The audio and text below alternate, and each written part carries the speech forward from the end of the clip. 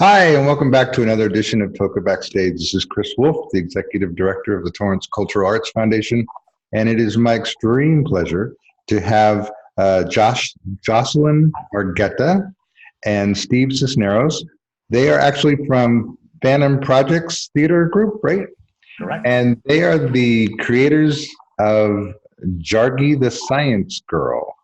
Yay! We were really happy to have this show coming up. We've actually had a couple of science shows before, but they're always guys. I am just tickled pink that we're going to have a woman scientist. So let me just say real off the top that it's January 26th at 2 and 5 at the Armstrong Theater. Tickets are available. You can just click on our website and get tickets. So, Jocelyn, let's start with you. How did you find out that this is what you wanted to do? Well, I've always loved both sides of it. I mean, my background's in science, so I have a degree in biochem. I worked in research for years, and on my free time, I would do theater. And one of the places I started was with Phantom Projects as a performer. And so it was always a divide in my life. It was always the struggle of going to the lab in the mornings, and I loved it, loved asking questions and being at the forefront of discovery. Then at night, I would love rehearsal and performing and getting into different characters and getting to be around such a creative environment. But when I'd go home, the struggle was, why can't I do both? Why can't I spend all my time doing both? So I've always known that I loved both sides of it. I love science and I love theater. And it just so happened I vented to Steve one day and said, why not put them together and create our own science show? That's the best of both worlds. And it's been fantastic. Well, and I think you speak volumes to young girls out there who question if they can do it all, but you're a prime example that yes, girls can do it all. Absolutely. Absolutely. And with science and theater, there's so much overlap. They're both such creative fields that sometimes it doesn't feel like they're so different. And I think that's the important part of blending your passions is finding that overlap. Right. Okay. You just said something that piqued my curiosity. You said science is a creative field. To me, I've always envisioned science as sort of like, this is the rule, this is science, that is it. But you say it's creative. How so? Absolutely. So I think when we learn it in school, the very first time we're introduced to science, it does feel very rigid because there are principles we have to learn. We're learning about how the world operates as far as we've come to know it. But science, when you go to apply it, is very creative. When you're in the lab, and you're designing experiments, you're asking questions that people have never asked before, it's up to you and your creativity to find the experiment that's going to answer that question the best. And so in that sense, it's extremely creative. You always have to think outside the box. And that's how we have to work as human beings. We have to think outside the box to kind of forward our society. Engineers, scientists, doctors, theater, we're always trying to push the boundary of what we know. And so it does exercise that kind of creativity. Awesome. So Steve, Phantom Project Works Theater Group. Tell me. I have to confess, I know just a little bit from watching or getting mailings from the theater and the group and seeing stuff online. Tell me about the group.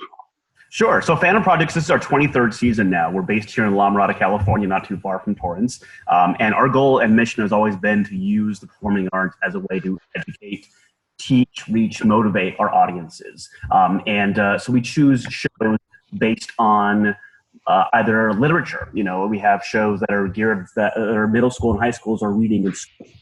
So by doing that, we get to excite young people about not only the book they're reading, but the performing arts. And it's a new way of seeing that stuff kind of come to life. So we find shows that will definitely inspire the audiences. We started off doing shows towards the middle school, high school audiences, then branched off toward the elementary level, which is why Jargie fits in so perfectly. And, you know, science for me growing up was not something I was interested in because I heard it kind of like you did. It was very rigid and very opposite from the arts. And so the idea of doing a science show was something I never thought would be on my radar ever. But working with Jocelyn, she's such a great writer. She's a great performer. And having that conversation, it just seemed like a natural fit to make this part of what we do as an organization. And seeing the audiences. I mean, even I learned from it. In rehearsals, we laugh all the time because I'm like, wait, what was that? How did we do that? To explain, oh my gosh, that's so cool. So I'm constantly learning from our own show, even though I've seen these experiments 100 times now. It still kind of excites me and able to see it through the eyes of a child in a sense. So that's always our goal is to how do we not only get somebody in the audience and enjoy live theater, but how do we get them to walk away inspired by something they saw? So we do shows also about, let's say, racism and bullying, violence and eating disorders. So again, something where a young person can watch it and walk away feeling motivated to take action in their life. And with Jargie, even though it's not as dramatic as those topics are, young kids are walking away and to find the science around them, which I think is the coolest part of the show, aside from Jocelyn, as a female Hispanic scientist. The other cool part is the kids walk away recognizing science in their daily lives as opposed to just in the lab. And I think that's the coolest thing that I like watching the audiences react to. We've had kids run to afterwards the soda bottle saying, "Oh, look, I created bubbles just like you did." And right away they're like seeing things that an hour before they didn't know was around them. They didn't know that science was in their everyday activities. And that's what I love watching. And that's the motivation behind this show for the audiences, is the motivation to put science all around them. So. Well, and it seems to me that, having helped raise two kids, you're, as a parent, you're always asked these questions like, why does the sea have waves, or what causes waves, or why does this happen, or what's the cause of that? And as a parent, you just kind of go, because I don't know.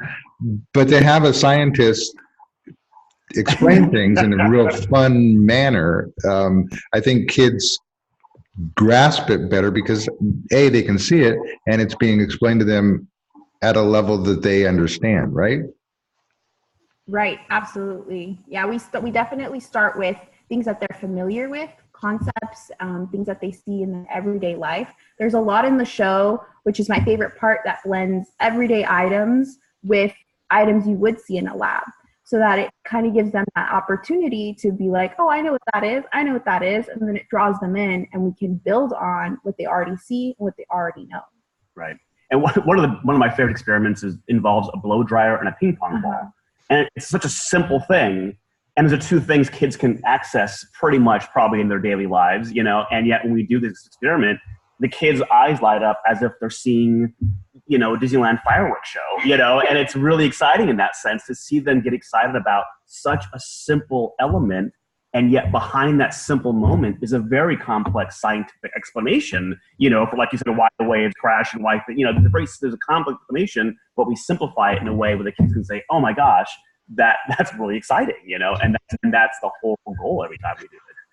And just for any parent watching or listening, you made the comment that the ping pong ball and hair dryer and relating it to a Disneyland fireworks show, your kids are not going to want to go home and create fireworks. Trust me. Right. Exactly. Yeah. Right. And that's the whole. They're going to want to do the simple stuff around them and do very basic fun things. Everything we do is safe. That was a very important thing in our show, and I'm glad you mentioned that. Everything we do in the show is meant to be completely safe, so that a student is never put in a dangerous situation, after watching what Jargie does. I'm going to try it at home and then create this issue. It's the exact opposite of that. It's the whole idea these kids can go home and see very simple things around them and have some fun with it. And no Mentos and soda bottles where there's going to be a big mess or anything like that? We have something similar there. We do make a mess on the show. We have a lot of big, colorful props, some really messy moments, but no Mentos and soda.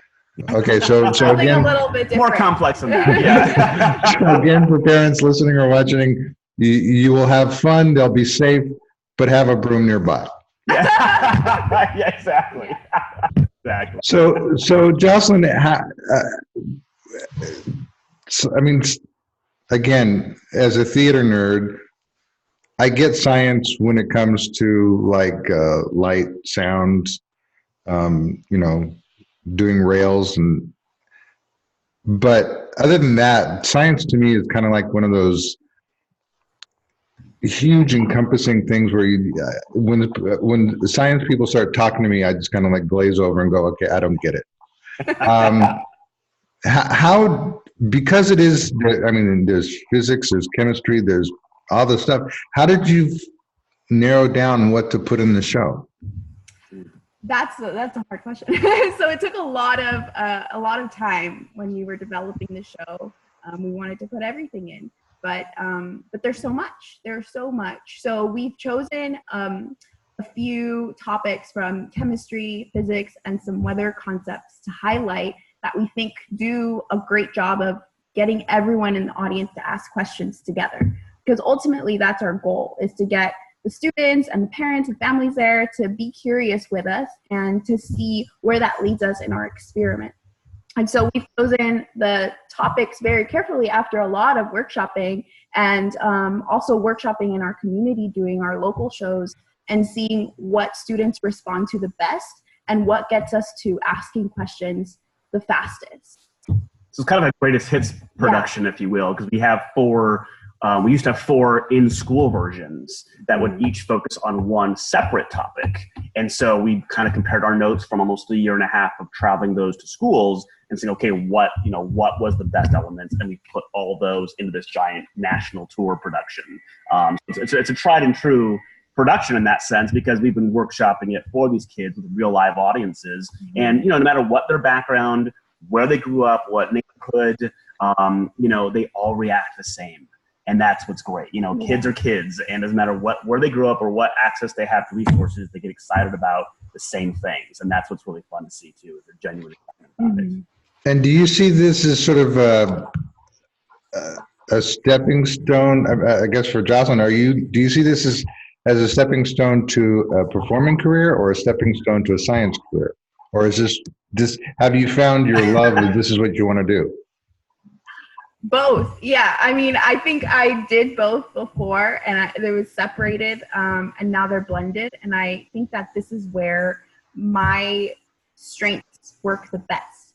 I love to teach. I love science, but I love performing. And I find that bringing in a character and even I have a lab assistant penguin, a little mascot. So like bringing in the creativity and the performing arts to something educational is really fantastic. I think that that's the best way to engage audiences, especially at this age, is to give them a chance for their imagination to run wild, but also give them an opportunity to explore these educational concepts and to explore the idea of being a scientist and what does that mean, and let me be creative at the same time. So I want to keep these together because I think that they feed into each other so well, and I love it. Well, and they keep into other things. I mean, this show has now led to where you're off to next. You want to talk about that? So I'll be going to the South Pole in December as part of a program called Polar Trek, where they pair educators with scientists doing research at the South Pole. And they actually found us through Jargie the Science Girl. It was really funny. They saw an article written about the show in an airplane. Nice. And they reached out to us and offered the chance to go. And so it's really great. And I think it reinforces the idea that this is such a great way to reach students, because now that I'm getting the opportunity to go to the South Pole, I'll be able to reach a whole larger network through another area of science. Right now, there's this whole polar science research area that I get to explore and communicate through Jargie's perspective, and to reach the younger students and let them know that this science exists and that they can grow up to do this type of research if they want. And have it all, like you mentioned earlier. Yeah. Because Jargie next week, and then she's off for 5 weeks, and we're back, and then she gets back, I think, a week or two before Torrance. So, I mean, it's literally, So you're going up there before you come to Torrance? Yes. So yeah. I cannot wait to hear about that. And I'm curious, why a penguin? So I love penguins. Since I was younger, I would collect penguins. Anyone who knows me would gift me penguins. This is Benjamin. He's a lab assistant that applied for us in 2017. He hasn't left. And when we first were workshopping the show, I just brought a lot of my own sciencey things and fun props that kind of would reflect the character. And Benjamin was one of them, and he kind of just never left. Nice.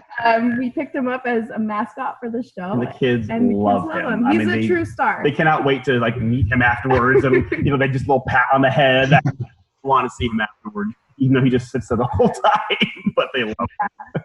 So it's interesting because we actually just had a family show this weekend at the theater, and I was having this conversation with the cast of it, and it was about how finding that right blend of entertainment for kids and concepts that kids can get, but also getting the parents involved. Steve, how hard is that from a producer's perspective and a director's perspective to make that meld so that you get, because Jargie is as entertaining for children as adults. I mean, the parents are going to go there, and whether they like it or not, they're going to learn something. Right. It's something that's always on my mind. From everything we do, it's the way we kind of go for that actually is we don't make the show geared towards a child's eye. We kind of want to bring the kids up to a certain level. So we aren't doing a show that's talking down to them. We put it a little above so they can reach out a little bit and bring them up in that sense. But one of the things when we workshop the show is I'm always watching the teachers. I'm always watching their reactions, because as we build the show and as I direct and get it ready for rehearsal, obviously until you have warm bodies in front of you, you're kind of hoping it's going to work and putting your experience behind it, thinking it's going to work. But if the audience tells you it's not working, then it's not working, regardless of how great you think it is. So I'm always watching the teachers and the parents and the adults in the room for the moments that I think are going to hit. And then when they do, it's a very exciting moment because, okay, that was designed for the teacher, the parent. There are some theater jokes tossed in there for theater people also. You always know who the theater people are because they're the ones that, those are 10 people that laugh at this whole inside joke kind of a thing. But yeah, it's important for us to make sure that, it's not like the parents want to drop the kids off and just go in the back of the room and pick the kid up afterwards. It's meant to be a very engaging show for everybody so that the parents can be as equally excited about it as also. And that's why we don't do things like the Mentos and the soda bottles. Everyone knows that stuff. It's something new about that. So it's about doing newer stuff or exciting stuff or presenting it in a way where at least the parents can be surprised as well and want to talk about it with their kid with equal excitement. So it's very much designed in that way so that everybody has a good time for it. Awesome. And Jocelyn, with all the stuff that's happening in the world today, was it in the back of your mind when you created this that you wanted to empower girls, or was it always just, I'm a scientist, I like to do shows, let's put on a show? I think kind of both. I love what I do, and I wanted to find a way to blend that. But also, I never had a show like this when I was growing up. I didn't have a role model like this that showed that you could do science and theater. Otherwise, I might have found this out much, much sooner. And so when we do shows and we have students come up and students that look like I did when I was little, and they're from similar backgrounds as I am, and they tell me that they want to be a scientist or they want to have their own lab, it really puts it into perspective that we're doing more than just putting on shows. And that means a lot to me because I'm trying to do what I wish I had. And I think that that's what we need more of, people doing what they wish they had, the type of support they had, the type of representation they had as children, so that our next generations coming up can have access to that. We just got back from a tour in Seattle. We had a week of shows out there, and we had parents. Everyone was pretty much gone at this point. We were even like getting ready to pack up and leave. But she comes out and meets everybody afterwards, and is very accessible. So she'll be there till the last kid is there because she loves doing that. But we had a mom and a daughter come up, and a young Hispanic little girl, and the mom brought her up and said to Jocelyn, I brought her here to see her on stage. Just, so that my daughter would recognize herself on stage. And it was so funny because we both like made eye contact. We both got teary-eyed because it was such a genuine moment. And even though that's always been in the back of our minds while creating this, we knew that was an important element to it. To hear it said so genuinely by a parent holding her child's hand afterwards was just like, to know that impact was being made, you know, just from the advertising, that they brought her the show because they saw on the posters this young female Hispanic scientist, and that alone was a motivating factor. It was a real special moment. And the eye contact we made, we were both like, we couldn't believe we were both tearing up at the exact same moment, but it really hit us, you know, and sometimes you get so involved in the technical and the work behind it that it's easy to forget those elements to it. And then when someone brings that all back to the forefront, you're reminded why you do this and why you love this and why it's so important, you know. Well, and this kind of goes to one of the questions I like to ask is, what do you hope people walk away from the show with? I mean, obviously you want them to learn about science, and you want them to feel, or I guess understand that more, and for young women, Hispanic or not, but to feel empowered that they can do anything. Is there anything else that you want them to take away from it? I think one of the biggest messages that is important for me for the show is to walk away feeling confident to ask questions and to question things around you. That it's okay to be curious and maybe not take things at, you know, first glance. Like, to ask questions, be curious about the world. If you want to know how something works, ask someone, find out for yourself, you know, explore the world. That there's so much around us that is so interesting, and that there's so much that's unknown. So just ask questions and to feel confident and to feel, like they're empowered to figure it out for themselves too. Because that's a lot of what we do in the show is ask questions, and then some, you know, I don't always lead them to the answers. I ask them for their input to get there so that they feel that they can do it too. It's not always someone telling them what the answer is or telling them you have to do it this way, but what are your ideas? Your ideas are valid, so let's use them. And it's very interactive in that way. From the first minute of the show, you know, it's definitely not her on stage talking to the kids the whole time. It is very much, you know, I mean, the very first thing is, what's your favorite thing about science? And she goes to the kids and talks to them and finds out about that stuff. And it's constantly getting callbacks from the audience and constantly bringing students on stage, you know, to be volunteers. It is very much, it's them guiding the show with their excitement and their energy. And I think that's also a unique part of it too.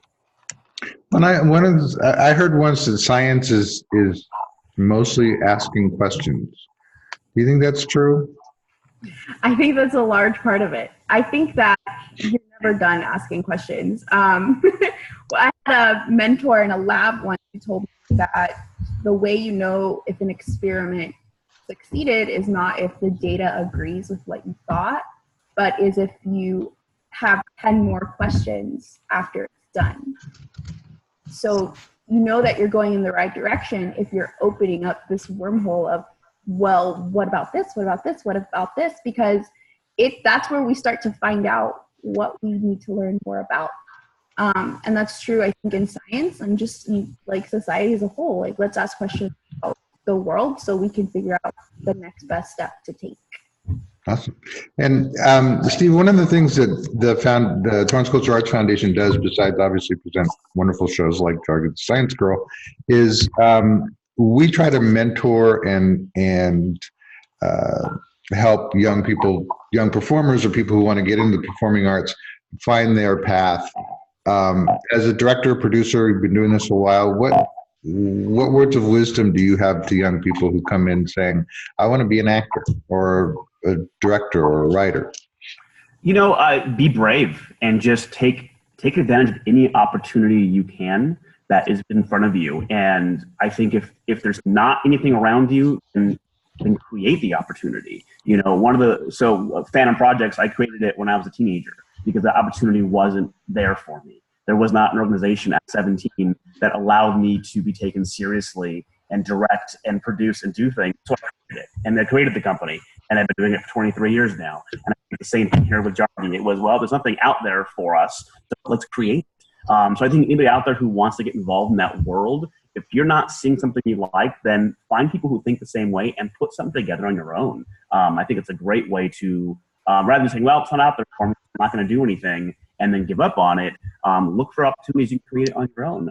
Or if that's too hard sometimes, and it certainly can be, then start making calls, but be brave and look for any opportunity you can to get involved, because I don't think any organization is going to turn down somebody saying, hey, I want to be involved, I want to learn what you guys do. And we get that all the time here. People coming and saying, I don't know much about this, but I want to try it. We said, great, let's put you in it. Let's get you involved. It might be a slow learning process, might be a fast learning process, but we would love to help develop and nurture, much like you guys do, and help build up young people in that way by giving those opportunities. So looking out for it, just be brave and not being afraid to ask and make calls. And Jocelyn, how about you? What words of wisdom do you have to young scientists/performers? I feel like it's hard to go after Steve, because a lot of what he says is absolutely 100% create what you wish you had or what you wish exists now. I would say to be comfortable with failure, which sounds so negative, but I think one of the biggest things I've learned making Jargie the Science Girl is that failure is inevitable, but failure is just an opportunity to do something else or to address what went wrong. Failure tells you that you're moving forward, but that you need to tweak things. And I think failing just shows that you're trying, and failing shows that you're ambitious enough, that you want it enough, and that you're willing to be in an uncomfortable position long enough to go to the next level. So I would say fail all the time as much as you can, because it means you're trying. And the more you fail, the closer you'll get to a win, and the closer you'll get to something that you're proud of, and something that has a lot of substance. Yeah, especially in this business as an actor, especially. I mean, you're going to audition for things. You're going to get turned down for 95 of them. But it's that 96th one that might be that big project, and or you might get the first one and really hit it off right away. But, business, I mean, you're either going to be 2 inches too short, 2 inches too tall. You're not going to fit the costume. There's just so many things that are outside of your control. And once you grasp that and you understand that, you just got to keep moving forward, and then one day it's going to come around. It could be, you always heard that, the overnight success. Well, that overnight success took 12 years, right? And we don't see that 12-year work. We just see, they came out of nowhere. No. They've been working on their craft for a long time. You've got to develop that craft so that when that time does hit, you're ready and you're able to run with that success from there. So, well, that's the thing. As you know, being in the casting process, it's like you can't explain to the people afterwards why they didn't get the part, but it really is. It can often be just the little minor detail, like the size, or they didn't match up with somebody. So it's like, and going back to what you were saying, Jocelyn, was that, and I don't remember if it was the guy who invented the light bulb or the telephone, but they said, they've tried 100 times and failed, but on the 101st time they made it, and somebody said, well, how do you feel about failing 100, not failing 100 times? He goes, no, I just found 100 ways not to do it. Right. Yeah. And exactly. So yeah, I agree. It's keep trying. Yeah. Any last words of wisdom to impart? Tell people why they have to come see Jargie the Science Girl.